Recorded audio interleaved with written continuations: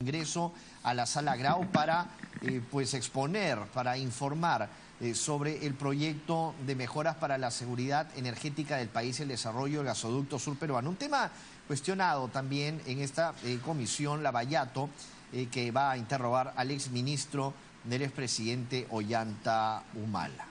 Reiniciamos la sesión dando la bienvenida al señor Jorge Humberto Merino Tafur, exministro de Energía y Minas, a quien lo invitamos a prestar el juramento.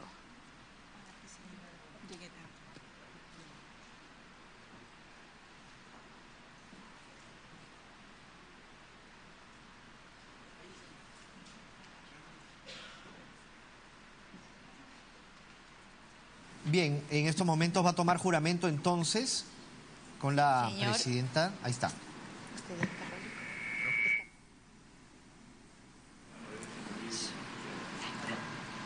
Y la otra levantada. Señor Jorge Humberto Merino Tafur, ¿jura responder con verdad sobre los hechos que se le preguntarán en la presente sesión? Sí, juro. Muchas gracias. Ha tomado juramento el ex ministro de Energía y Minas, Jorge Humberto Merino Tafur. Es parte pues, de las normas del Congreso de toda comisión. Antes, una comisión que es investigadora, multipartidaria también, en este caso, que va a interrogar a este ex ministro, pues tomarle juramento de ley frente a la cruz para pues dejar un precedente de que todo lo dicho en esta comisión es en base a la verdad.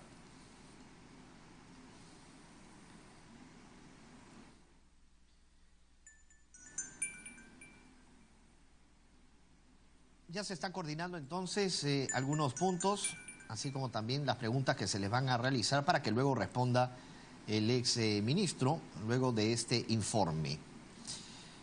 Se va a reiniciar esta comisión, Lavallato, que había citado también a la ex primera dama Nadine Heredia, pero se ha excusado con su abogado de asistir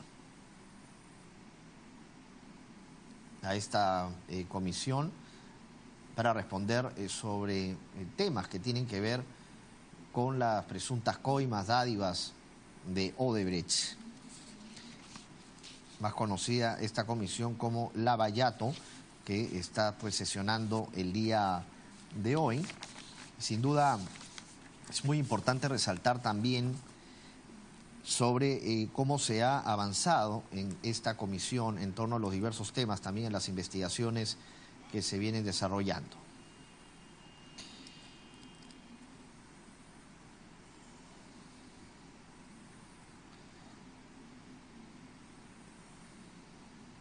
Recordemos que la comisión Lavallato hace unos días también ha interrogado a diferentes funcionarios, así como también personas que tienen que ver en el aspecto legal de la empresa Odebrecht, Camargo y Correa, y poder conocer el sistema de trabajo que tenían, que han sido cuestionados producto de Odebrecht. Damos la bienvenida a la congresista Marisol Espinosa y dejamos en el uso de la palabra al señor Jorge Humberto Merino Tafur para informar sobre el tema agendado. Ingeniero Tafur. Muchas gracias, señora presidenta. Por su intermedio, un saludo a los señores congresistas. Voy a explicar mi participación en el proyecto de seguridad energética y masificación del gas en el sur del Perú, partiendo en tres partes. El proyecto Kuntur, la ley de seguridad energética y mi participación hasta cuando fui ministro en el proceso del concurso.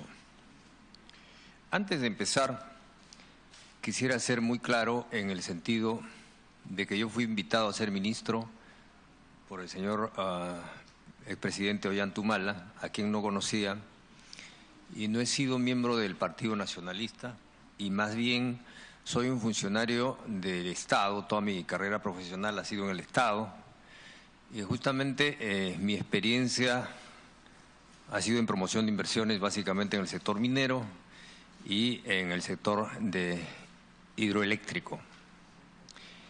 Y en ese sentido quisiera, permítame, señora presidenta, decirle que desde el gobierno del presidente Fujimori fui el responsable de 2 megaproyectos importantes como fue Cerro Verde y Antamina.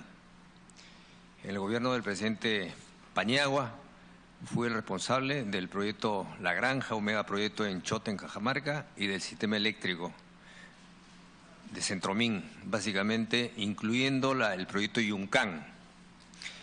En el gobierno del presidente Toledo estuve a cargo de la promoción del proyecto Las Bambas en Apurímac y del proyecto Bayoar en Piura.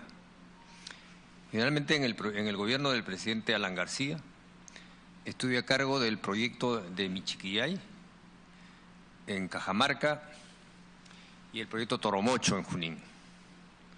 Entonces, básicamente, siempre trabajé al lado del Estado, cuidando los intereses del Estado,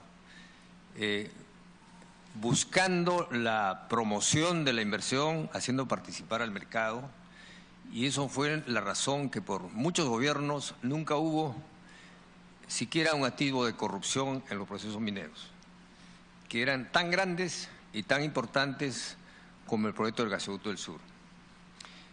Quería hacer énfasis en esto porque creo que hoy día me sumo a la indignación de todos los peruanos para investigar y castigar a aquellas personas que podrían haber lucrado o cometido un delito en estos procesos.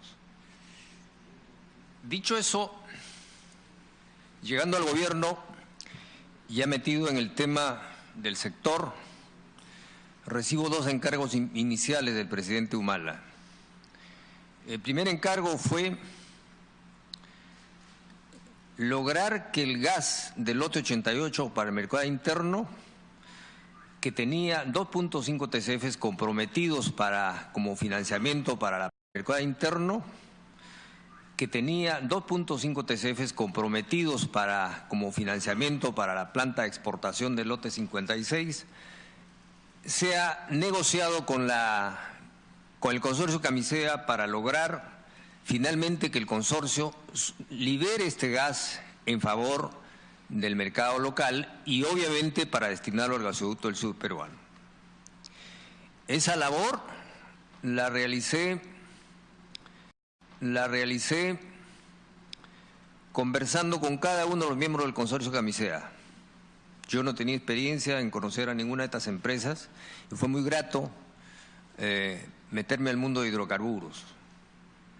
Logramos un acuerdo en marzo del 2012, yo entré en diciembre del 2011 y finalmente Perú Petro ya firmó en el 2014, después de una larga negociación que tuvieron con los bancos, el compromiso de sustituir estos 2.5 TCFs para que pueda dedicarse enteramente al mercado local.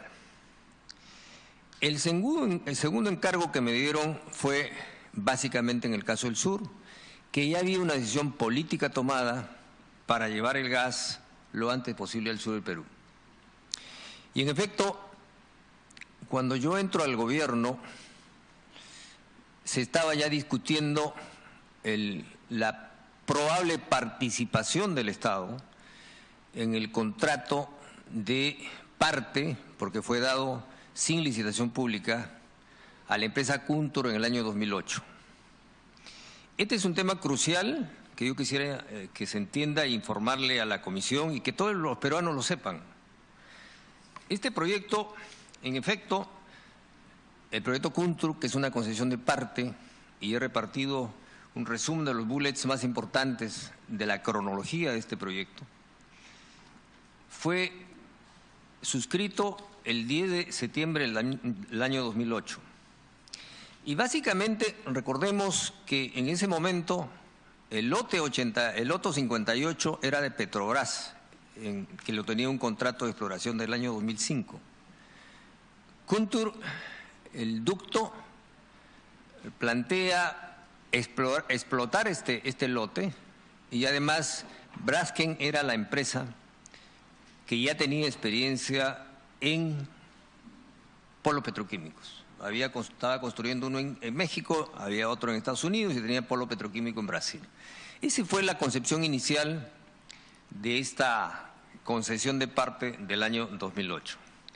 Y efectivamente, cuando presentan al Ministerio de Energía y Minas, lo presentan con una inversión estimada de 1.300 millones de dólares. Como vemos en la hojita resumen que les he alcanzado, el año 2010, el MINEN recibe de parte de la empresa Kuntur una solicitud de aprobación del estudio de impacto ambiental de ese proyecto de parte. Y efectivamente, el año 7 de junio del 2011 se aprueba el EIA de Kuntur con 2.500 millones de dólares. Prácticamente casi duplicando el monto inicial que se había puesto en su contrato de parte inicial. En el segundo semestre del 2011, en la gestión del exministro Herrera, ya con el gobierno del presidente Humala, el 28 de octubre se firma un acuerdo de confidencialidad entre Kuntur y Petroperú. Y ese acuerdo de confidencialidad tiene una validez de 5 años. El 17 de noviembre se forma con una resolución ministerial, se forma un comité, una comisión especial en el ministerio para hacer un seguimiento al cronograma de Kuntur. Lo mismo se había hecho anteriormente en el año 2010. Se había nombrado también una resolución ministerial, una comisión para hacer seguimiento al cronograma de este proyecto, Kuntur. En esta gestión, en el segundo semestre del 2011, también se comienza a estructurar una ley que permite el ingreso de Petroperú como parte de este proyecto Kuntur. Y finalmente, en diciembre del 2011, cuando ya pocos días que yo entré, se emite la ley 817, que permitiría la participación de Petroperú en este proyecto Kuntur. Pero también se inician conversaciones para que el Estado pueda hacerles un préstamo de 1.300 millones de dólares para que empiece la construcción Kuntur en el tramo de la selva. Entonces, cuando entramos al gobierno, entramos ya en esta situación, con estos pasos dados previamente, y el 3 de febrero Petroperú hace un convenio de cooperación con la CAF. Este convenio de cooperación permite a Petroperú, a solicitud nuestra, de evaluar realmente en qué constituye el proyecto Kuntur, cuál era su avance, qué serio era el proyecto. Y lo que concluye el estudio de la CAF a través de 2 empresas especializadas es que el proyecto Kuntur era un proyecto todavía una idea inicial. Tenía calificación de 4/5, es decir, para que un proyecto pueda estar listo no tenía estudio de factibilidad, estaba verde. Es más, aquí voy a dejar a la comisión, KPMG, en ese momento cuando venimos al Congreso, no podíamos hacer público, lo dice una carta del presidente Petroperú en ese entonces, por este convenio de confidencialidad, los resultados del estudio de KPMG, y KPMG estimaba que el proyecto Kuntur costaba 5.500 millones de dólares de monto de inversión, es decir, CAPEX. Gulf, que es otra empresa americana contratada por la CAF, concluye que el proyecto costaba de 4.300 a 5.300 millones de dólares. Entonces, hasta este momento, el monto de los 1.300 millones iniciales era un monto, pues, de gabinete, no era un monto serio. Ellos mismos lo modificaron cuando presentaron su estudio de impacto ambiental casi al doble, a 2.500. Es más, la misma Kuntur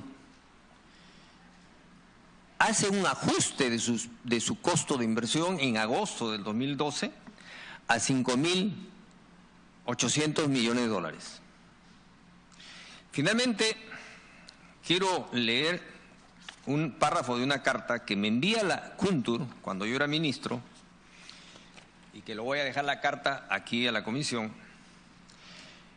fechada el 5 de septiembre del 2012, y en la carta firmada por su gerente general, el señor Luis Martini Arditi Rocha, me dice textualmente: con este fin, después de la introducción que hay que desarrollar el gasoducto el proyecto Kuntur, me dice: resulta fundamental para la ejecución del Gasur que se hayan confirmado reservas de gas natural al menos de 6 TCF. El proyecto de Petrobras, el lote de Petrobras, no tenía esa reserva. Ni siquiera venía certificado 1. Entonces, ¿cómo iban a financiar su proyecto? Y que estas reservas de 6 TCF que dice hayan sido asignadas de manera firme a favor de consumidores de las regiones antes mencionadas. Y dicen más: Kuntur está en capacidad de desarrollar el proyecto, pero para poder financiar el proyecto requerimos esto. En otras palabras, lo que estaba pidiendo Kuntur era que un proyecto que empieza como iniciativa de parte, donde él debería asumir todos los riesgos, le va diciendo al Estado: Estado, tú asegúrame el gas, Estado, tú asegúrame la demanda, y además préstame 1.300 millones de dólares. Entonces, bajo ese concepto se estaba desnaturalizando totalmente la concesión de parte que a riesgo suyo pidió Kuntur. Por eso es que se toma la decisión no de cancelar el contrato, no de cancelar la concesión de Kuntur, porque ellos con su EIA tenían 50 meses para poder cumplir su proyecto. Además, cuando uno da una concesión de transporte de gas, no le da la exclusividad territorial. Puede haber en la misma ruta otro ducto. Y entonces nosotros tomamos la decisión de decirle: no vamos a participar en el proyecto Kuntur, vamos a hacer un concurso público internacional. ¿Por qué? Porque si el Estado va a intervenir en un proyecto, es ilegal. Un proyecto que es de iniciativa de parte, más bien hagamos un concurso. Y que el mercado concurse para ver la mejor forma de desarrollar el proyecto. En suma, entonces, el proyecto Kuntur, quiero resumir, los 1.300 millones de dólares que presentó nunca fue un valor real, fue un proyecto estimado de gabinete. Ellos mismos después duplican su valor cuando presentan el EIA, y finalmente los estudios que se hacen demuestran que era un valor totalmente subestimado.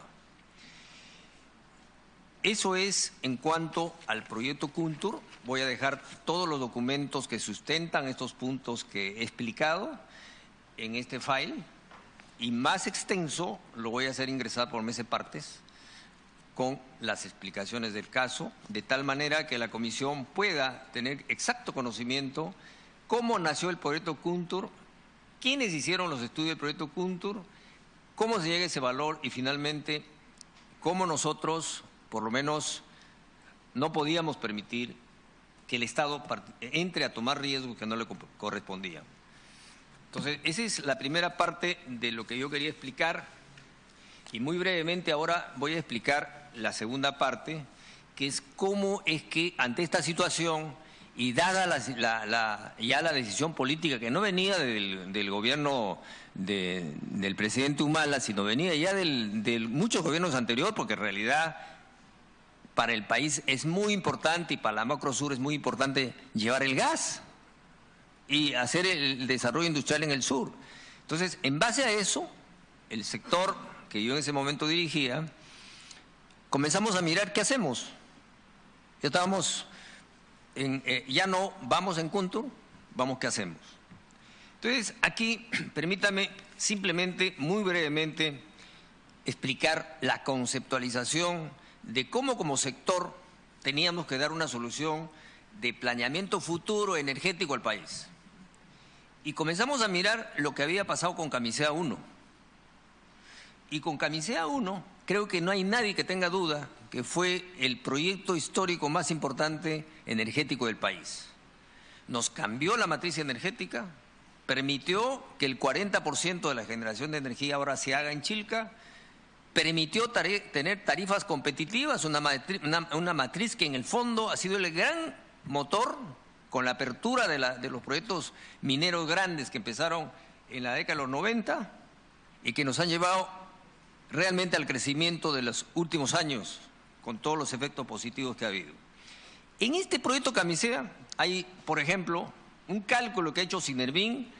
En los primeros 10 años de su funcionamiento, el Perú se ha beneficiado con más de 41.000 millones de dólares. Ese ha sido el payback del proyecto Camisea. Y la experiencia de cómo se desarrolló el proyecto Camisea nos hizo ver que fue lo que hacen todos los países cuando promueven en el mundo servicios públicos como es el gas, porque el gas sirve para energía, sirve para vehicular, sirve para las casas. Entonces, los países promueven el uso del gas y el tubo de gas no se llena de la noche a la mañana, toma tiempo llenarse. No es como un tubo líquido que sí se llena. Entonces se crea lo que usan en otros países, lo que se llama la garantía de red principal.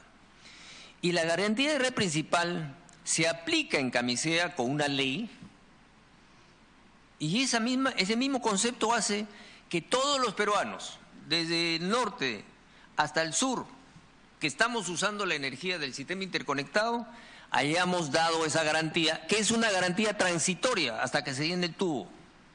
Una vez que se llene el tubo, ya no se paga más la garantía, y esa garantía es para permitir que alguien venga y se interese en financiar y que entrar en un proyecto. Esa fue la experiencia de Camisea 1. Pero ese proyecto de Camisea 1 tenía dos falencias. Si bien es cierto, comenzamos a generar en Chilca 40%, el tubo que viene de Camisea es un tubo de gas más un tubo de líquidos que no tiene backup. O sea, si se rompe el tubo, sonamos. Y pasó que en octubre del 2012 tuvimos un ataque subversivo con Alipio allá. Y nosotros tuvimos ahí un trabajo muy fuerte en coordinación con la Fuerza Armada, con TGP para ver este tema. Esa es una falencia. La misma razón de tener la generación concentrada en Chilca ya no es seguro. No podemos poner todos los huevos en una sola canasta. Pero además tenía otra falencia. El tubo pasaba por Ayacucho, pasaba cerca por las zonas andinas, pero no llegaba el gas a ellos. Entonces la ley, que luego comenzamos a germinar, tenía que llevar tubos a todas las regiones del sur, de la macro sur. Entonces, básicamente con esa foto de lo que era Camisea 1, vimos dos aspectos. Uno, el sur. El sur crece la demanda eléctrica más del 10% porque los megaproyectos de cobre. Pero todo se lleva desde el centro. En el centro del Perú, con Mantaro y Chilca, está el 75% de la generación. ¿Y cómo lo llevamos? Con líneas de transmisión. Las líneas de transmisión pueden llegar a 20% de pérdidas. Es decir, por cada 100 megavatios que llevamos, 20 megavatios se pierden en la línea. Es una transmisión ineficiente. Siendo así entonces, y habiendo ya una generación en hilo de una planta térmica a base de diésel, dijimos, vamos a desconcentrar la generación al sur. Pero para eso necesitamos llegar con el gas al sur. Eso es lo que se hizo en el primer tema. Se planteó que desconcentremos la generación al sur. Hicimos una nueva Chilca en el sur, en Hilo y Matarani, se proyectó eso. Pero además, por lo que ya estoy explicando de lo inseguro del tema que está abierto arriba todavía, teníamos que crear una zona de seguridad energética. Y esa zona fue entre Malvinas, Chiquintirca y Anta. En esa zona teníamos que dar la alternativa que si falla para Pisco, vaya para el sur. Y así está diseñado el esquema. Fíjense, Ocinermin ha hecho cálculos, que es la experta en el tema, y ha hecho cálculos que si se rompería el tubo, ¿no? Por ejemplo, una semana de falla son alrededor de 2.300 millones a 4.400 millones de dólares. Una semana. Y eso es casi 1.4, ¿cuánto es? Poco más de 1% del PBI. Si se rompe 3 meses ya sería una catástrofe. Esos son los cálculos que se han hecho. Por eso es que es muy importante como sector diseñamos y dijimos, tenemos que darle seguridad al sistema y además desconcentrar la generación al sur. Es mucho más eficiente. Igual debería desconcentrarse la generación al norte, porque todo el sistema interconectado nacional debe permitir que el precio de la energía eléctrica de las casas de Tumbes, Piura y todo el sur sean iguales. Y el concepto era también que el gas llegue al mismo precio que pagamos en Lima al sur, a la Macro Sur. Por eso es que la Macro Sur, cuando colaboró con su tarifa para el esquema de la garantía principal, que permitió llenar el tubo de Camisea 1, ahora todos los peruanos teníamos que hacer lo mismo para el sur. Ese fue el concepto inicial. Y ese concepto inicial fue el que nos permitió exponer primero a la Comisión de Energía y Minas, a algunos congresistas de las bancadas, nos fuimos a región por región y finalmente presentamos el diseño de un proyecto de ley que permitía los dos objetivos: desconcentrar para tener en el sur una mejor utilización de la energía y además darle seguridad energética. Inclusive en la misma ley, a pesar que no está en la Macro Sur, en la Macro Sur está Apurímac, está Cusco, Arequipa, Puno, Tacna y Moquegua. También pusimos en la ley, porque es posible declarar de interés nacional llevar el gas a Huancavelica y a Junín. Así está concebida la ley. Esa ley se expuso y finalmente fue votada en el Congreso con 95 votos a favor, hubo 3 abstenciones y 1 en contra. O sea, prácticamente en ese momento todos actuamos porque es lo correcto, aprobando esta ley que es beneficio para el país. Yo sigo creyendo que necesitamos darle seguridad al sistema, necesitamos llevar el gas al sur en la mejor forma, en la forma más que recupere, digamos, la población hoy día por los lamentables hechos de corrupción que ya sabemos, en la forma más transparente que permita en realidad llegar con el gas al sur lo antes posible. Ese espíritu de la ley nos ha permitido además, la misma ley nos dio el encargo de encargarle a Proinversión que se encargue del concurso, de hacer el concurso público, y adjuntamos en el encargo el estudio que nos permitió este planteamiento de la ley, que lo hicimos con técnicos de reconocida experiencia que participaban en Camisea 1, y me voy a permitir decir los nombres: Juan Carlos Liu, Luis Espinosa, Edwin Quintanilla, gente de Ocinermin, gente de Petro Perú, gente del COES. Fue todo un equipo multisectorial que diseñamos esto en el sector, del punto de vista técnico. La ley además, el diseño permitió además que sea autosostenible el proyecto. No requiere fondos del fisco. Por eso que es una APP.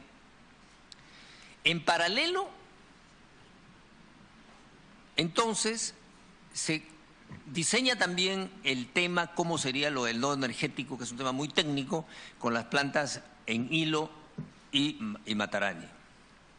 Hecho eso, entonces, esto se encarga a Proinversión para que diseñe el proceso.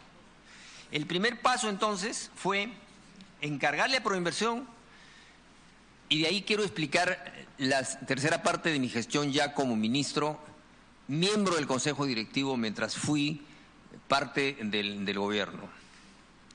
Efectivamente,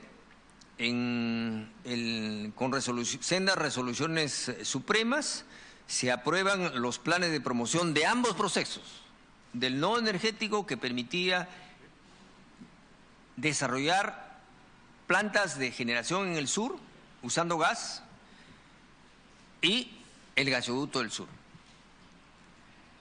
Estos dos procesos son convocados y quiero ahora referirme a mi gestión en estos procesos. El congresista Costa le pide una interrupción. Muchas gracias. Saludando al exministro Merino. Usted había hablado en relación con el proyecto Kuntur de que había otro componente que era el polo petroquímico. En este segundo proyecto del gasoducto ya no tenemos polo petroquímico como parte, digamos, del proyecto que diseña el Estado peruano. Sí, la segunda parte de la ley considera el polo petroquímico. Inclusive se considera que eventualmente Petroperú participe con la obtención del etano y eventualmente se le asigna un monto para que pueda participar. Lo que pasa es que en realidad primero tiene que llegar el gas para promocionar el tema no es excluyente, al contrario, está considerado. Entonces, muchas gracias por su intermedio. ¿Qué pasó cuando entramos a mirar ya el proyecto, el concurso? Lo primero que veíamos, obviamente, que había una empresa que tenía ya su trabajo hecho, tenía ella, inclusive habían en el 2008 había otra empresa también que se llama Energy Transfer que hizo su recorrido y su ruta. Es más, había un estudio de Arcan, un tercer estudio de unos argentinos que se hizo en esa vez. Entonces, lo primero que tenemos que hacer en un proceso de promoción es nivelar la cancha. Si hay 2 o 3 que tienen ventajas, tenemos que ver que esas no sean ventajas para que el proyecto sea atractivo. Entonces, Proinversión contrata a un banco promotor, Wood Mackenzie de Inglaterra, y una empresa de ingeniería especializada en tuberías de gas, Foster Wheeler. Lo contrae en mayo del 2000, firma contrato en mayo del 2013. Esta empresa lo primero que hace es recorrer la zona para hacer justamente una línea de recorrido y las condiciones que permita poner en el data room la igual información para todos. En segundo lugar, lo que hace, comienza a preguntar al mercado qué es lo que necesitaban, cómo percibían el mercado este proyecto, que es un proyecto integral, gas, transporte y demanda. Y el mercado lo que recomienda, y luego recomienda el banco, es primero hay que hacer el concurso del nodo energético, primero las plantas, y luego el concurso del gas. Entonces, en el 2013 prácticamente lo que se hace es, a través de Foster, del banco, auscultar lo que el mercado demandaba para participar acá y minimizar la supuesta ventaja que tenía Odebrecht con el proyecto Kuntur. Entonces, se hace el concurso, se da la buena pro del nodo energético, que es una inversión más o menos cercana a los $1.000 millones, y participan 42 empresas. Hace un muy buen trabajo el comité presidido por el ingeniero Lecarnaque, y tengo acá la lista de todas las empresas que participaron, y fue un concurso transparente que propició la participación de muchas empresas. Con esto se aseguró entonces que el tubo de gas que venía de Camisea ya tiene una demanda fija. O sea, la primera pata del proyecto integral. En segundo lugar, ya estaba también asegurado. Presidenta, perdón.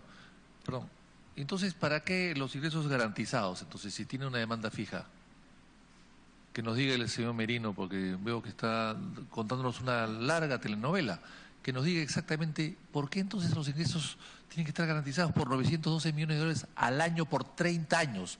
Que nos explique. Para que explique con precisión, señor. Sí, cómo no, con mucho gusto. El tubo con las plantas de gas ya tienen garantizados un 70% del llenado del tubo, un 70%. Ese 30% restante es el que, hasta que se llene, garantiza, igual que hizo Camisea 1. Entonces, sin embargo, en este momento sí puedo decirle, señor congresista, que a diferencia de Camisea 1, en el caso del sur, se hizo una consulta, cuando yo ya no estuve, a presuntos consumidores iniciales, interesados, y hay documentos que, sumando lo del nodo, sumando los intereses iniciales de empresas en el sur, llegan alrededor de 750 millones por pie cúbico por día que llenarían el tubo. Entonces, Si a eso lo sumamos que hemos visto en las noticias que ahora el lote 58 que tiene CNPC, los chinos, están anunciando reservas probadas de cerca de 4 TCFs. Entonces, definitivamente el gasoducto del sur se va a llenar y probablemente, señor congresista, ya no sea necesaria la garantía de red principal porque se va a llenar el tubo lo antes posible. Y la garantía solamente era hasta que llegue a 500. Bueno, o sea, en conclusión, señora presidenta, al señor Merino, se hizo este proyecto, este megaproyecto inmensamente grande, más costoso que el Canal de Panamá, en base a probablemente, ¿no? O sea, no hubo estudios definitivos o completos de proinversión, no hubo, ¿no? Y él habla de 70%, nosotros tenemos cifras de 50%, porque garantizar 912 millones de dólares por año por 30 años significa que no había ninguna probabilidad, que ahora parece que lo existe porque el señor Merino se fue y vino un octubre milagroso. Resulta que ahora sí puede haber, pero en ese momento no había. Y aún no habiendo la garantía de que se llenase el tubo, ellos lo aprobaron. Quiero dejar constancia de eso, señora presidenta. Gracias, congresista Belaunde. Señor Merino. En principio, había la garantía del gas y había la garantía del nodo. Perdón, garantía del gas, pero que no llenaba el tubo, ¿no es cierto? Pero, señor congresista... Perdón, la pregunta es muy concreta, señor Merino. ¿Llenaba o no llenaba el tubo? Ningún tubo de instalación... No, la pregunta es muy sencilla. ¿Llenaba o no llenaba el tubo, señor Merino? Cuando empieza un proyecto de transporte de gas... No le pregunto eso. No llenaba el tubo. Perfecto, eso es lo que quería hacer. Gracias. Un ratito. Perdón, señor. Congresista Castro. Una consulta. ¿Puede o no trabajar y si era rentable o no hasta... porque ningún proyecto comienza con tubo lleno. Y, o sea, esa es una absoluta imprecisión en todo caso, pero precise usted respecto a eso. ¿Era rentable con el 70% con lo que usted está manifestando en ese momento, en la evaluación económica que se hizo? Mire, cuando se aprueba el plan de promoción del gasoducto del sur, es exactamente igual como fue con Camisea 1. Camisea 1 no empezó con el tubo lleno. El tubo, Camisea, es más, empezó en 2004 y se proyectaba que se iba a llenar el tubo en muchos más años porque se llenó en el 2008. Y es más, la garantía de red principal se devolvió al sistema, a los usuarios. Entonces, en el caso del sur, exactamente es el mismo modelo. Es más... Presidenta, que nos diga el exministro Merino, si lo que los peruanos pagaron, el tubo de Camisea, ha sido devuelto o no, porque él ha dicho que se ha devuelto. ¿Se ha devuelto? ¿Usted le consta que se ha devuelto a todos los usuarios a través del recibo de la luz? Porque lo último que usted creó, el financiamiento del nuevo gasoducto del sur a través de otra vez cargarle al usuario de la luz el porcentaje correspondiente, eso ya está parado gracias al Congreso y parecería que se va a devolver. La pregunta es, ¿se ha devuelto el Camisea? ¿Usted me está diciendo que sí? ¿Se ha devuelto? Señor congresista. Señor Merino, a través de la presidencia, por favor. A través suyo, presidenta. En el caso de Camisea 1, si uno mira todos los beneficios que ha tenido el proyecto, las tarifas han bajado en ese momento. Y han bajado, es más, como lo dije al comienzo, Ocinermin estimó en más de 41 millones de dólares el beneficio en 10 años. O sea, sería absurdo negar los beneficios que han habido con Camisea 1 y el gas, que tenía un precio de $40. Antes de Camisea pagamos $60 por megavatio hora. Entonces, no hay duda, mejoraron las tarifas y mejoró el servicio al usuario. Ese fue el esfuerzo que hicimos todos los peruanos. Pero, presidenta, el dinero no se ha devuelto a los usuarios. Es un beneficio de todos, ¿no es cierto? Y el país también. Y también el gas te está regalando hoy día al extranjero. México paga menos gas que el peruano. El mexicano paga menos gas por el gas peruano que en el Perú. Ese es otro tema. Pero en todo caso, no se ha devuelto el dinero, presidenta. Es decir, que las tarifas han bajado, por supuesto que sí. Más han bajado para el usuario mexicano que recibe el gas peruano, presidenta. Y no pagó El usuario mexicano no pagó el gas, mejor dicho, no pagó el gasoducto. Señor Merino. Muchas gracias, señora presidenta. Continuando con ya mi gestión en el concurso mismo, en el proceso mismo, estaba explicando que en noviembre se da la buena pro del nodo energético y en diciembre... Señor Merino, el congresista Mulder le solicita una interrupción. Congresista Mulder. Presidenta, con todo respeto a nuestro invitado por su intermedio, hacerle recordar que nosotros no somos la Comisión de Energía y Minas, somos una comisión investigadora que está investigando coimas que se han pagado a altos funcionarios del Estado peruano por determinados temas. Una exposición general de todo el tema del gasoducto puede ser interesante, pero lo que nosotros tenemos que ir es al elemento concreto. Está bien que se haga una explicación de cuáles son las circunstancias que llevaron a este tipo de modificaciones, pero con un panorama general era suficiente. No tenemos que entrar al detalle de cuándo fueron las licitaciones y todo eso, porque aquí lo que tenemos que determinar, Presidenta, es cómo es que el gobierno del señor Ollanta estructura un nuevo contrato distinto al que había heredado y termina favoreciendo a una empresa coimera. Ese es todo el tema, Presidente.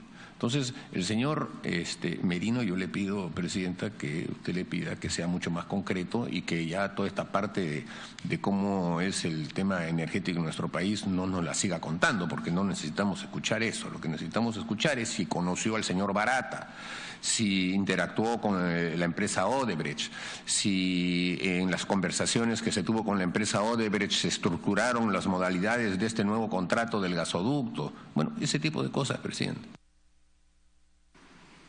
Sí, congresista Costa. Presidenta, yo me permito, con todo respeto, disentir de mi colega, el congresista Mulder.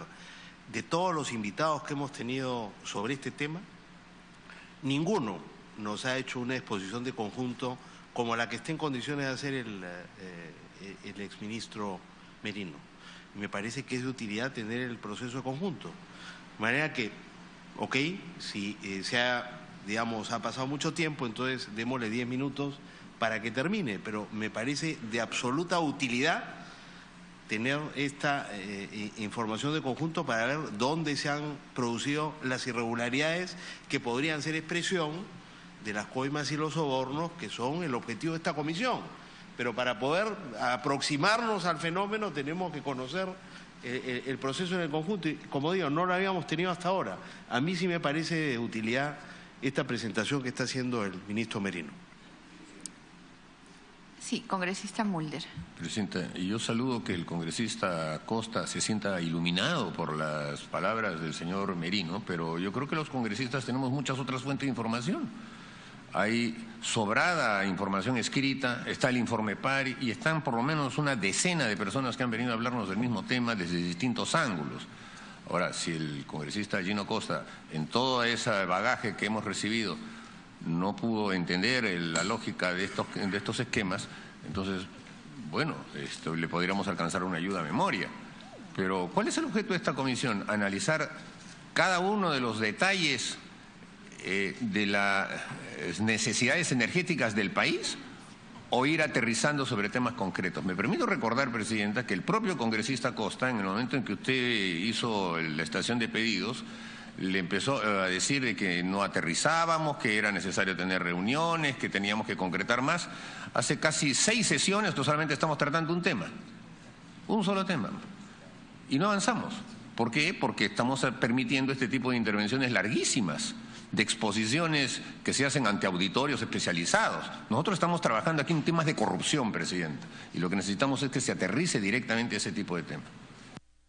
Gracias, congresista Costa. Congresista Mulder. Señor Merino, vamos a pedirle que, en la medida que le sea posible, resuma aquellos aspectos que esta comisión necesita conocer, evitando aquellos aspectos de alta complejidad, conceptos técnicos que no contribuyen al objetivo de la investigación. Le vamos a rogar que pueda tener las herramientas en las cuales usted pueda aterrizar en aquellos elementos que sí son necesarios conocer en esta sesión y que además son aquellos por los cuales ha sido convocado. Muchas gracias, señora presidenta. Yo quería terminar mencionando lo que hice en mi gestión durante el proceso que manejó Proinversión y yo era miembro del Consejo Directivo. Y decía que a partir de enero, con los insumos que dio el Wood Mackenzie, se elaboran las bases. Se elaboran las bases y en enero se convoca un proceso a través del comité para el mes de mayo, para la buena pro en mes de mayo. Sin embargo, el mismo comité y detectado las necesidades del mercado, en febrero se cambia la fecha de la buena pro al 30 de junio. Vale la pena indicar, esto es muy importante, que el comité, bajo en todo proceso, puede cambiar la fecha del concurso de la buena pro. Yo me retiro el día, mi última sesión en el Consejo Directivo de Proinversión, referido al proceso del gasoducto surperuano, fue el día 21 de febrero. Y yo dejo de ser ministro el 24 de febrero. Sin embargo, posteriormente a mi salida, hubieron otras reuniones de consejo, como es natural, el día para ya temas sustantivos, por ejemplo, el 28 de febrero, el 21 de marzo, el 21 de abril, el 26 de mayo, hasta que culminó el proceso. Entonces, yo puedo dar fe hasta cuando yo estuve de ministro. Eso es lo que textualmente quería centrar mi intervención, mi gestión en este proceso del gasoducto del sur. Porque también se ha dicho que era una ley mal manejada, era una ley inclusive que permitió la corrupción, y yo como responsable del sector, por eso me he permitido exponer los alcances de la ley. ¿Qué es lo que está implícito en la ley? Muchas gracias, señora presidenta. Gracias, señor Merino, por su explicación. Igual va a tener usted la oportunidad, a lo largo del desarrollo de las preguntas, explicar aquellos aspectos que considere relevantes y que probablemente hayan sido omitidos en esta primera parte. Se da el uso de la palabra a los señores congresistas que deseen formular interrogantes. Congresista Víctor Andrés García Belaunde.